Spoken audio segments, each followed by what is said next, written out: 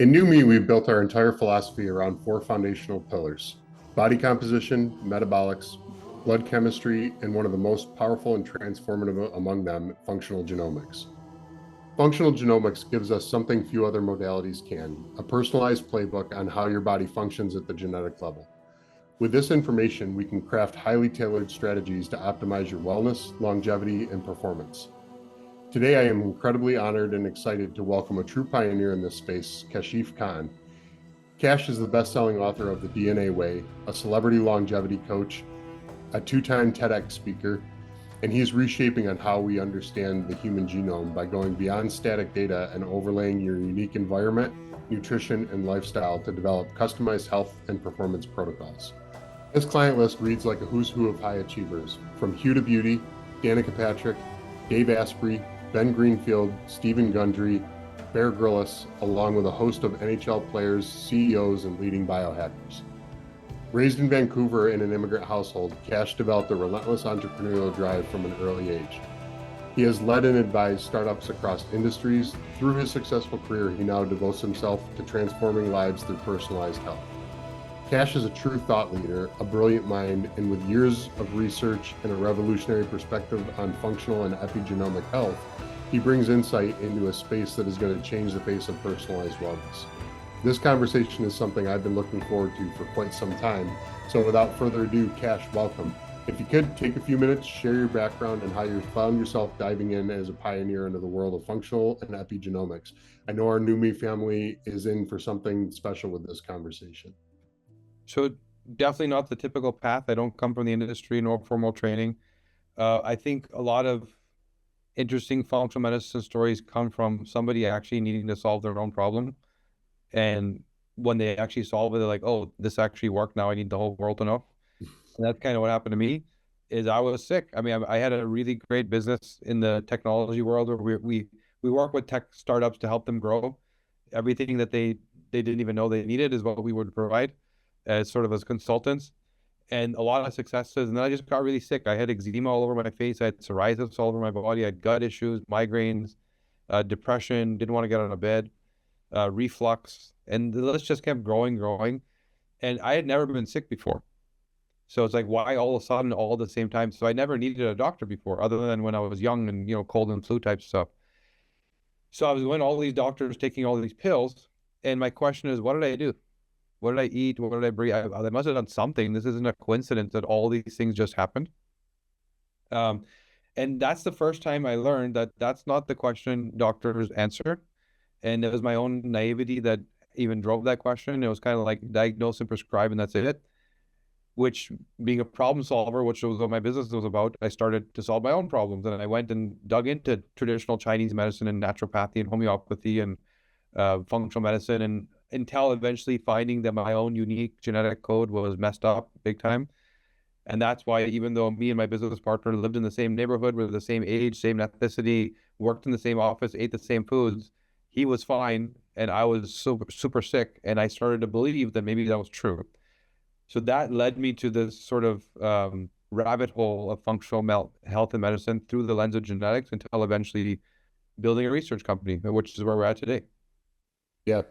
Yeah, and it's funny you mentioned that. So you're absolutely right. I've kind of noticed that that's a trend in this space, and that's really how NüME started as well. It kind of started out of my own personal journey. I'm retired Marine Corps, and while I was in the Marine Corps, I encountered a severe spinal injury, and that just compounded. I got into the corporate space afterwards, and my health kind of took a dive after that, and I had to go through this personal rebuild. And once I had kind of gone through that whole entire process and really learned a lot about how the body functions, why it functions, all these different pieces and parts. It was the same thing. I'm like, wow, I've got to find a way to share this with everybody. So from a research perspective, when you guys started looking at functional genomics, give us a little bit of background on kind of how all of that, what came together, and then how that then transitioned to being something you could provide to the general public. Well, I think that, things that are this impactful, I don't think are coincidences. Like, there's a sense of purpose here where, why did this happen to me? Why did I get led in this direction? And what is my role in all this? And when I got sick and I started healing myself using my genetics to do that, I actually brought in a couple of PhDs, functional medicine doctors, naturopaths, all sorts of stuff. They literally sat at my dining room table for 6 months, building this crazy algorithm of how the body works and using genes to drive all those inferences.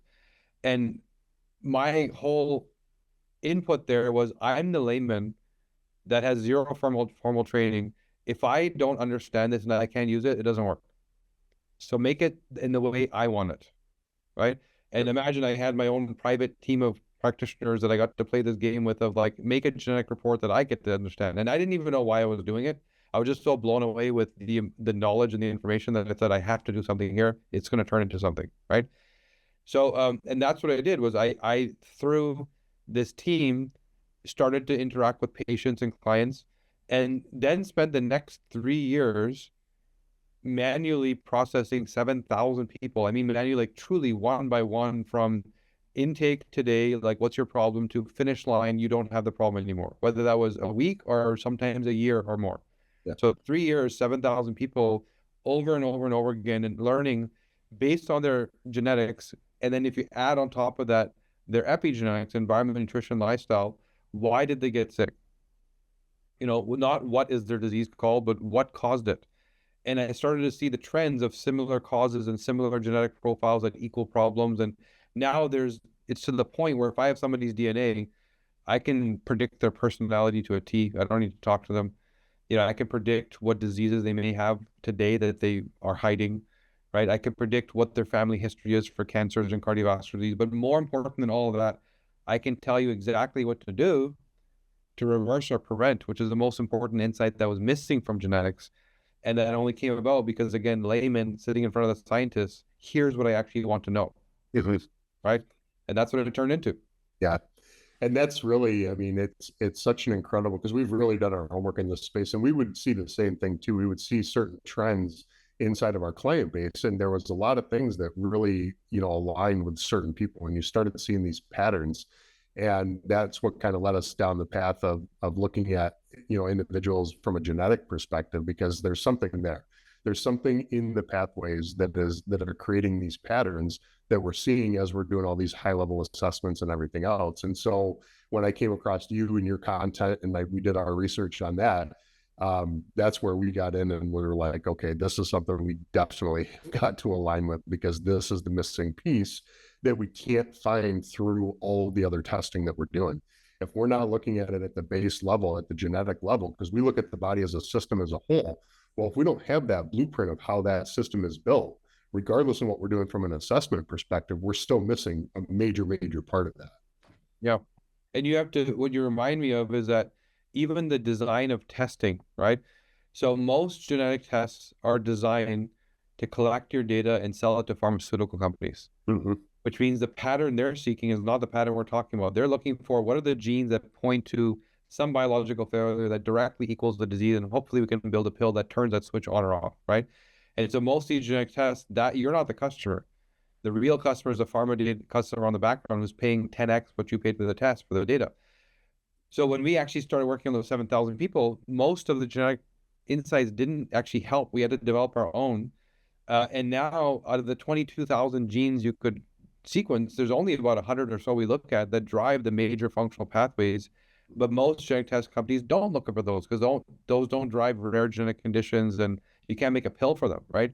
So let me give you a simple example. So one of the discoveries I had about myself was, there's an antioxidant in your body called glutathione. It's well known, and it's the primary tool your body will use to sort of neutralize and remove toxins. But what we learned genetically is the way it's instructed and how your body uses it is based on how you interact with toxins. For example, there's an entirely separate gene that instructs glutathione activity of your gut, and it's called GSTM1. And that gene, there's a unique phenomenon called a copy number variation, which means it's not just about the variant or mutation or SNP, as they're called, like a spelling mistake. It's possible that the gene is missing. You don't even have it. So imagine if your genetics is an instruction manual that your cells read how to do work, and there's a page missing, right? And that's what was going on for me. And that page was literally the instruction for how to detoxify the gut. My gut doesn't do that, which answers the question of why when me and my business partner ate the same, what we thought was healthy Mediterranean food every day, he didn't get sick and I did because he has this gene. He has both copies. Mom and dad both gave it to him. I don't have it. So whatever drying agents, chemicals, emulsifiers, whatever was in that food that we were eating that we thought was clean, my body didn't detoxify. And so it led eventually to a leaky dysbiotic gut. It led to hyperactive antibody activity, or that led to autoimmunity, which is what psoriasis is. And this is one of many insights I could tell you about what I found about myself. But those types of things are not taught genetically, and you'd only learn if you sat in front of somebody and asked them questions about their diet, about their exercise, and overlaid it on top of the genetics to see where did they get to that net outcome, right? As opposed to looking for where's the eczema gene. That's not how the body works, right? Yeah, and it's funny because we would see the same thing. So we would do all rounds of testing and everything that we do with functional blood chemistry and everything else, and we would come up with a really good plan. And for a pretty good section of the population, it worked really well. But we were continuously, and it was as we expanded our base, we kept seeing this happen more and more frequently.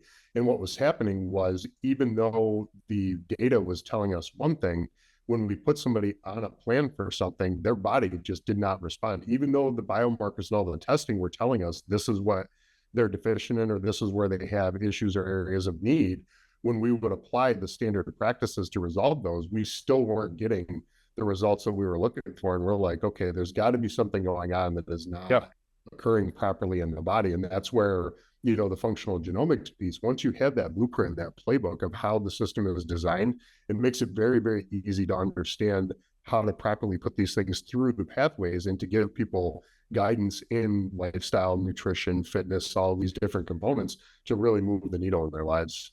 And what you just said is a big thing we discovered that we didn't know what we were going to learn when we went on this research path, right? So one of the things we learned was I was working with this. So because I'm in Toronto, we work with a lot of NHL hockey players because this is where they all come to train in the off season, right? Mhm. And so there's a particular guy who, in his rookie season, all of a sudden, never before, but all of a sudden started getting fractures. And it didn't make sense. Like, what were you doing? So they tested his vitamin D and some mineral levels. You can do hair testing for minerals. You can do blood work like you're talking about for vitamin D. And when you look at his blood work, it actually shows perfect. Like vitamin D levels are good.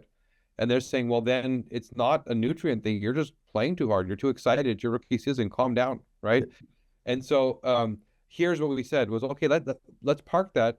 Your blood work tells you where you're at right now, Mhm. but it doesn't tell you how you got there. So how did he get there? Vitamin D, which of the 22,000 genes in your body, regulates 2,500 of them. So it's the single most important nutrient in your body. Everything from hormones to neurochemicals to inflammation to you name it. It has an impact, right? So there's a gene pathway called CYP2R1 that's responsible to take the D2 from the sun and convert it into the active D3, which is what we actually need. Once that's done, now you can measure in your blood work and see, okay, it's there, it's available, but we don't need it in our blood. We need it in our cells. There's a second gene pathway that's responsible to take that active D3 and transport it to the cell. It's called VDBP, that pathway. And now it's moving it to where it needs to go. There's a third pathway that once it gets to the cell, makes a receptor, it's called VDR, to grab the molecule and bring it into the cell. Now it's intracellular. Now the job starts getting done. All these 2,500 genes start expressing properly, right? So vitamin D, because our ancestors got too much, they were out in the sun a lot. We have this unique three-step pathway, which none of the other nutrients have. They all have a single gene that just converts them and they're in your blood, right? He had okay conversion, so he was making the D3, which is why it was found measurable, but his transport and binding was the worst possible. And no surprise, he came from a Mexican ancestry, Yeah. where his ancestors lived in the sun, right? And so he was genetically designed to mitigate an overdose of vitamin D. Now he's in Toronto, actually playing in Toronto in the winter, indoors all the time, with no genetic ability to transport a bind. So yes, you're going to see his blood work shows things are okay, but he doesn't actually get it to the cell where it's needed. So he has all the symptoms of low vitamin D. So it's simple tweak. All he needed was to mimic what his ancestors did, was multiple exposures in the day. His 5,000 IU that his doctor was telling him to take in the morning, maybe 1,000 was actually getting to the cell. So he needed to take that 3 times a day to get what his genes allowed him to get into the cell at the right volume. So simple insight, but you can name anything from glutathione to NAD IV drips that people are doing to even medication and drugs to your food. Yeah. And the way we process everything is unique and different. And so until you understand the processing, how are you fueling the machine? Yeah. And that's why we take a combination of what we see in the data, and then we also see the symptomatic component, and we try to make that match with the blood chemistry, for example. We'll see people's markers that are in a particular range or in an optimized range, but they're still expressing symptomatically Yeah. a deficiency somewhere. And so when we boost that level up, we use the blood data to monitor that. But as we boost that level up, now all of a sudden we see a reduction in the symptoms. So like exactly what you're talking about, somebody that has that genetic pathway, if we move them up in dose, their blood data is going to show that it may be high, Yeah. but because of the conversion that's happening behind the scenes. And so that was always something that we would have to essentially guess at, right? And so without having the playbook behind the scenes, we would be able to assess that and make that correction. But now being able to incorporate that right out of the gate through testing and understanding how those pathways work, that gives us much, much better insight and much more efficiency at kind of moving things where they need to be for people. Yeah. And it applies to even more complex things like hormones, for example. So how many people are considered taking hormone therapy, men and women, right? And I understand why. We live in a very hormone disruptor environment, so our hormones are under attack. Like everything you eat and breathe and touch is an endocrine disruptor now. Yep, and drink, and it's in our water supply. Yeah, exactly. It's everywhere. Yeah. So men need testosterone, women need estrogens as they get into menopause, and just to maintain youth and longevity. So we had this phenomenon where, again, some of these NHL players were told, okay, you can't take, they took what's called an androgel pack. So you put this gel on your belly, it's a pack, and that you absorb the testosterone into your body. And the thinking is, I just gave you testosterone, you should have more testosterone in your blood. And so the genetic pathways don't leave it there. The genetic pathways are, yes, you added testosterone, but there's genes that convert it into other stuff. If you don't understand what those conversions are, you don't know what the total net result is. So some of these players came back and started complaining to their doctors that they were getting libido issues and they had anxiety issues and sometimes even man boobs, like gynecomastia issues, right? And the doctor's like, oh, maybe you need to take some more. We got the dosing too low. And so then the gynecomastia would turn into like a D cup, it would like it would get exaggerated. And so that's when they came to us, and the doctor like, oh, maybe you have some rare genetic issue. You need to talk to this research company. So we talked to them, and here's what we showed them: that yes, add testosterone to your body, you got testosterone, things should work out. But there's a few other things to consider. There's a gene called CYP1981 that's responsible to aromatize or convert your testosterone into estrogen. And some people do that ultra rapidly, much faster than they need to, which means if you have excess testosterone in your body, before you're even able to get into your tissues and use it, you're turning it all into estrogen. Right? And so that's the case. It's as if you just gave a man an estrogen pill.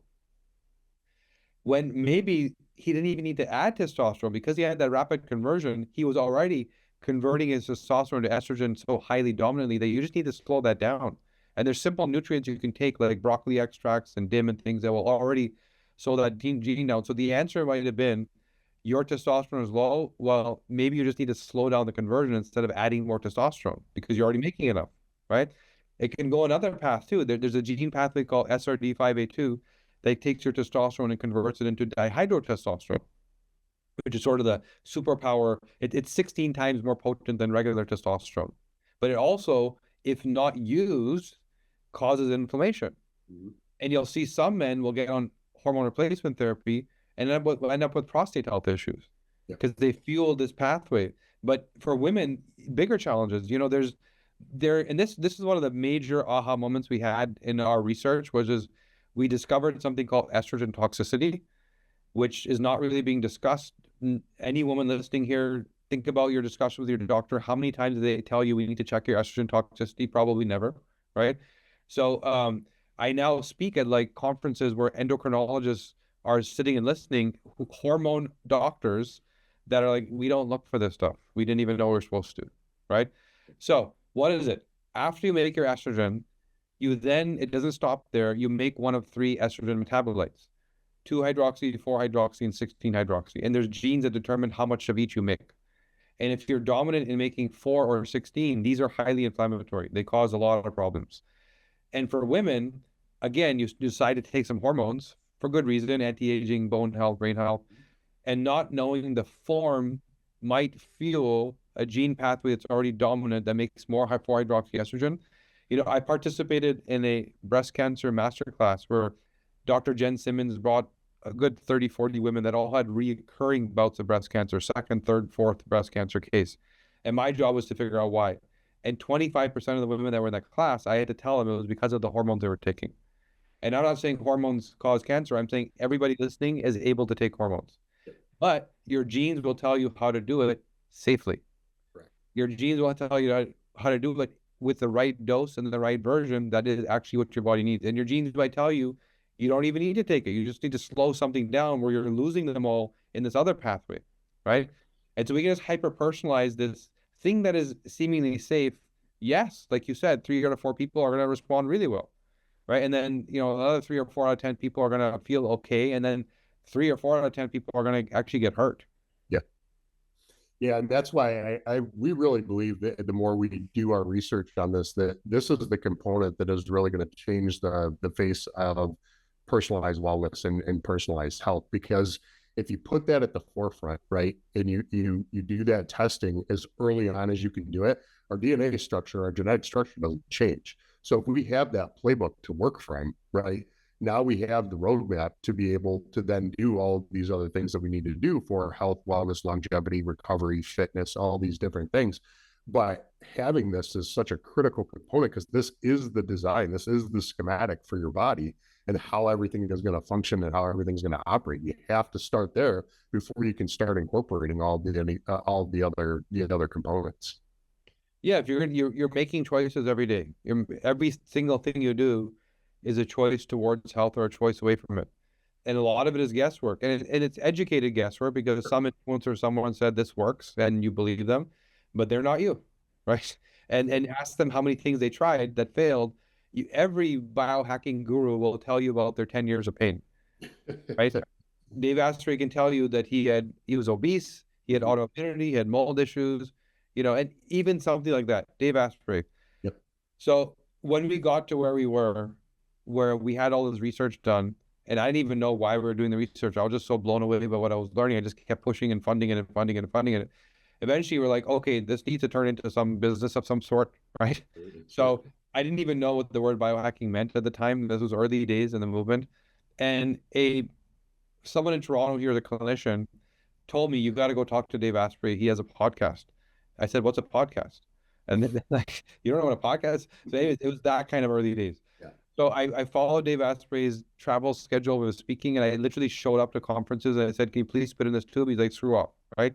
Finally, I followed him for 45 minutes and he went on Instagram Live, said, okay, I'm doing this DNA test. Let's see what happens, right?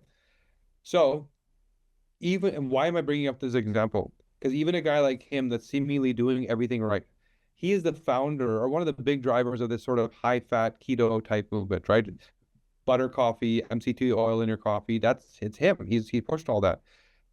I showed him that based on his genetics, he's the worst possible responder to saturated fat as a fuel source. Mm-hmm.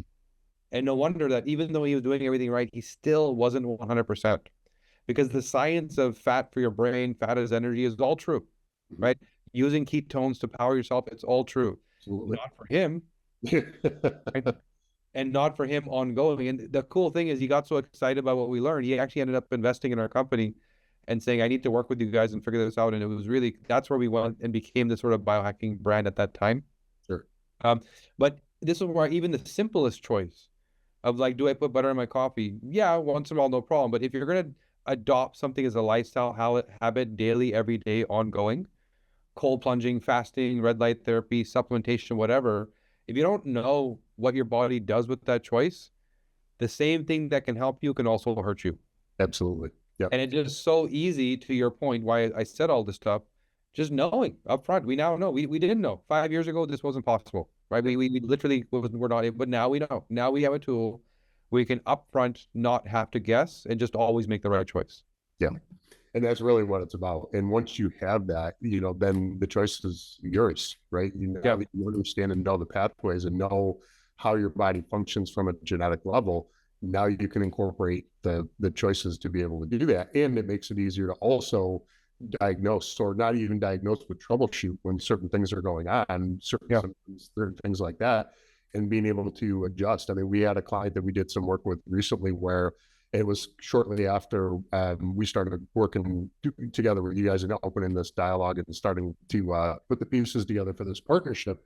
But we did some work on her, and she'd been in our program. She was doing really good with nutrition and everything else. And we did another round of blood work, and her lipid panel was still really high. Her cholesterol was really high, and we could not figure out what was going on. And like, her doctor wanted to put her on a statin to reduce cholesterol. And I'm like, no, don't do that. And I had to explain to her the whole process of how cholesterol is actually used in our body and why it's used. And it's deployed to system sites of inflammation and things like that. But you have something going on inside of you that is causing that not to be converted. It's not reaching the site of inflammation, and then it's random building up in the system.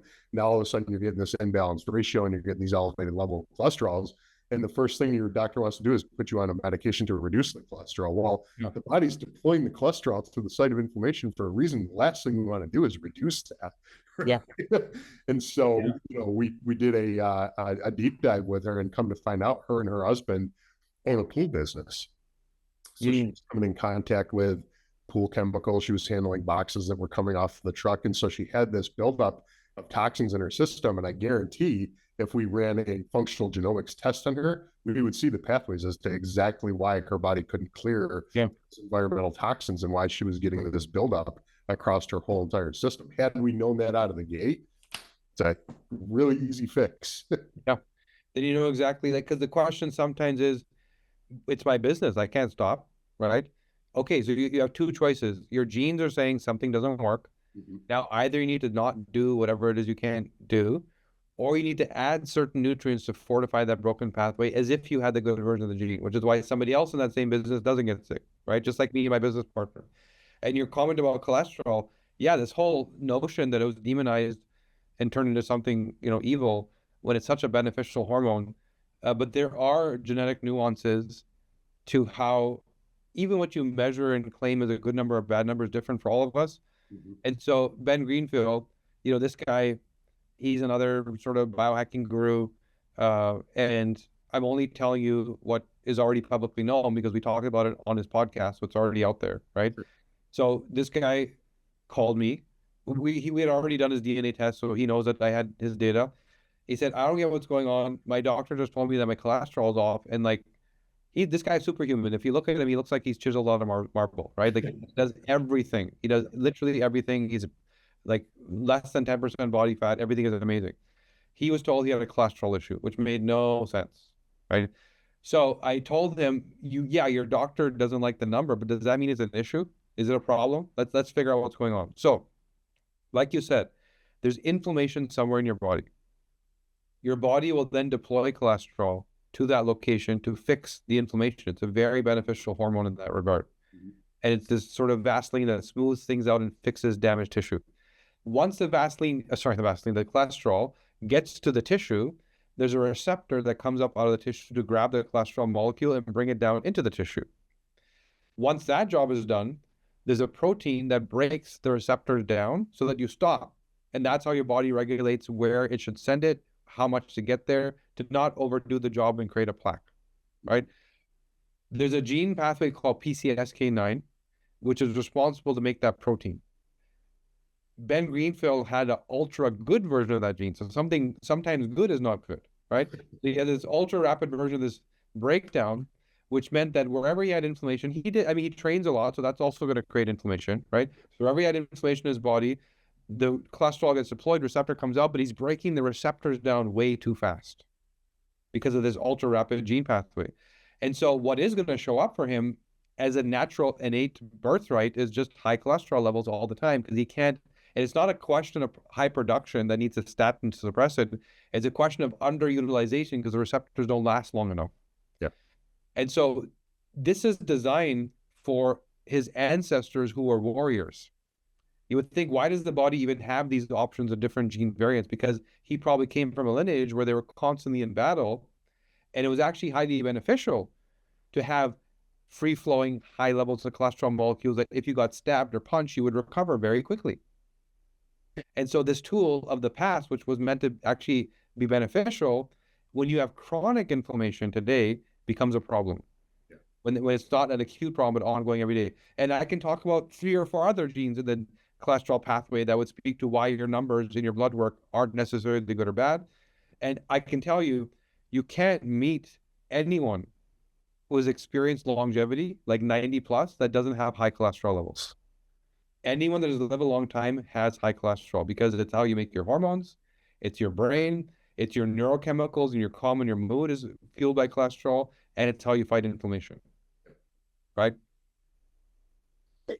Yeah, and that's, one of the real beneficial things is not only just understanding those components, but also the things that you can do. So you have the preventative side, right? You have the things that we know based on our body's genetics that we don't want to do, right? Because it's going to cause issues for us. But on the flip side to that, it's okay. Now that we understand where these issues are at, what are the processes that we put in place to supplement that or to make it where we can better utilize, because now we know we have a deficiency in that particular category. And I think that's where a lot of the power lies, is in that is, okay, now that we understand that we don't function so well in that space, let's figure out what we can do to kind of help give the body the support it needs to be able to do what it needs to do. Because if we give it those tools, the body will do what it has to do. It's programmed and designed to do that. We just have to give it the pieces and parts that it needs to be able to run with it. So yeah, the body has what's called an internal pharmacy.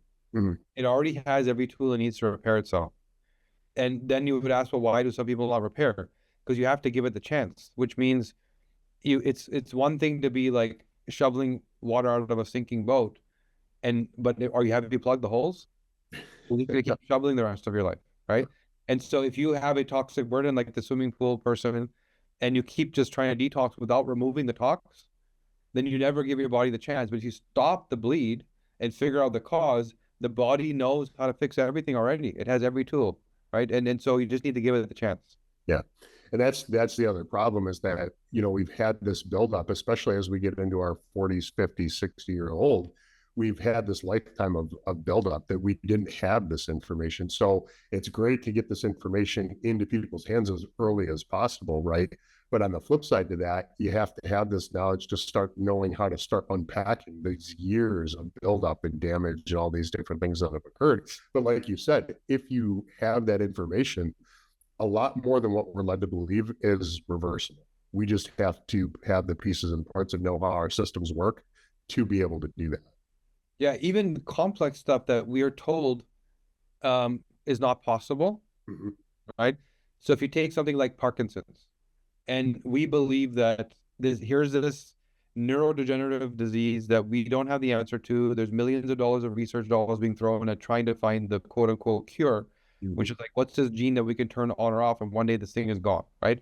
Or the medication for it. Yeah. And there will be some truth. One day there'll be a medication, and that's what the goal, that because that's where the business fueling the research, that's the win, right? It's like, make this drug.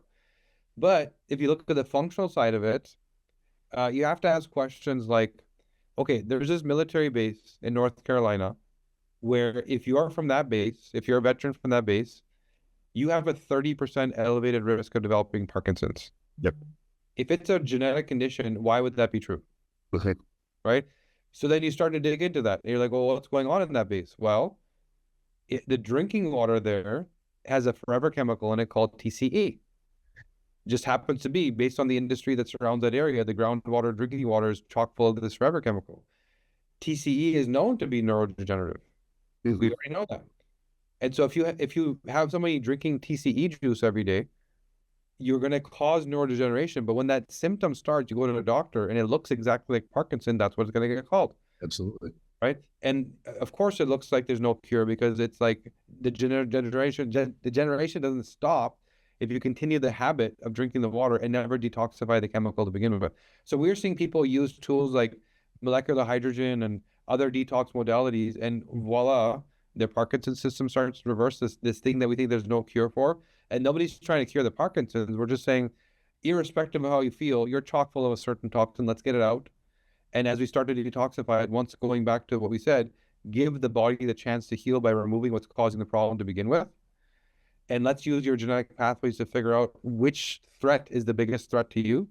Some people do have good gene. That's why it's a 30%, not 100%, Not because 100, people, yeah, some people on that base did have great detox genes for clearing out forever chemicals. Some people do have good detox genes for getting out rid of mold. Some people do have good detox genes for filtering airborne chemicals. And so that threat doesn't present themselves. So you have to know what's a priority for you, and then all of a sudden it may add up and understand why you feel the way you feel. It didn't start with that feeling. It started with something many years before that. Yeah. And I love the analogy that I hear you use on a number of the master classes and podcasts and stuff like that is if you have something that you develop over time and you weren't something that you were born with, unless there's an acute reason, there's generally a reason why that's occurring behind the scenes, unless you have an acute injury or something like that. If you weren't born with it, there's a reason why you got it. Yep. Right. And so let's start looking at uncovering the reasons why. So, well, Cash, I'm super excited and so thankful for, your time on here. I know you have an extremely busy schedule.